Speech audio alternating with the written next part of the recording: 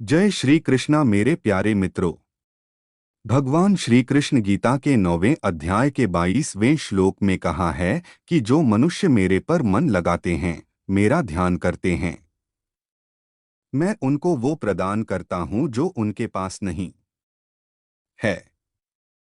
साथ ही जो उनके पास है, मैं उनकी रक्षा भी करता हूँ। प्रत्येक व्यक्ति के जीवन में अच्छे और बुरे समय आते हैं। अच्छे समय की तो चर्चा सब लोग करते हैं, लेकिन बुरे समय के बारे में प्रायः सभी चर्चा करते हैं। अक्सर लोग कहते हैं कि मेरा समय बहुत खराब चल रहा है, समझ नहीं आ रहा कि क्या किया जाए, कैसे अपने बुरे समय को अच्छे समय बदलूं। लेकिन सच तो ये है कि दो चीजें ऐसी हैं जिसे बुरे समय में करने चाहिए।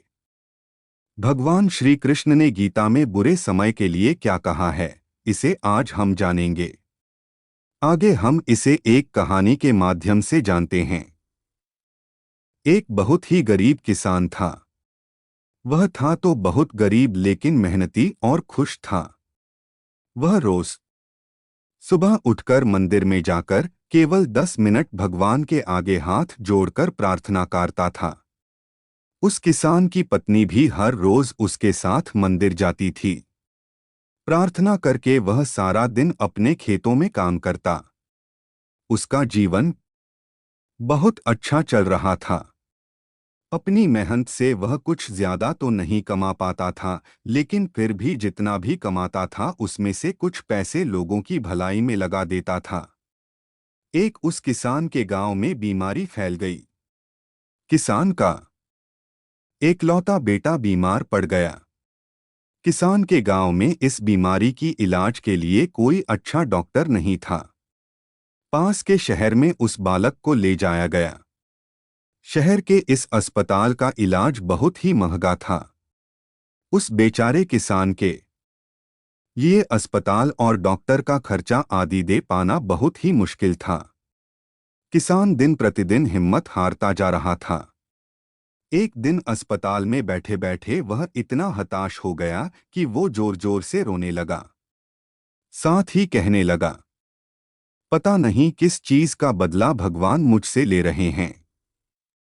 कभी वह खुद को कोसता तो कभी भगवान को, लेकिन किसान की पत्नी को भगवान पर अटूट विश्वास था। लेकिन किसान को आशा की कोई किरण नजर नहीं आ रही थी। अस्पताल के कुछ दूरी पर ही मंदिर था। किसान की पत्नी हर रोज उस मंदिर में प्रार्थना करने जाती थी।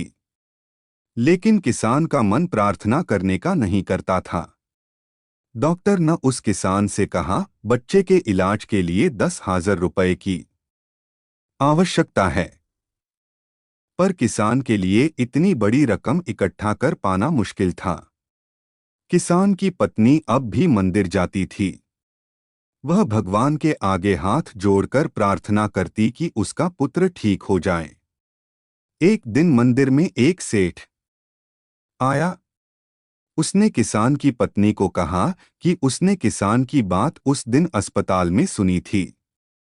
सेठ को बातों ही बातों में पता चला कि किसान को 10,000 रुपए की जरूरत है। इस पर सेठ ने अपनी जेब से 10,000 निकाल कर देते हुए बोला कि उसके पास इतने रुपए ही हैं। साथ ही सेठ ने कागज पर अपना पता लिखते हुए कहा, अगर उनको और पैसों की आवश्यकता हो तो वे बेहिचक मांग लें। महिला ने उत्तर दिया, इस कागज की कोई आवश्यकता नहीं है। वो जानती है कि ये पैसे उसको किसने भेजवाए हैं। जिसने उसे ये पैसे दिए हैं वह परमात्मा उसका हमेशा ख्याल रखेंगे।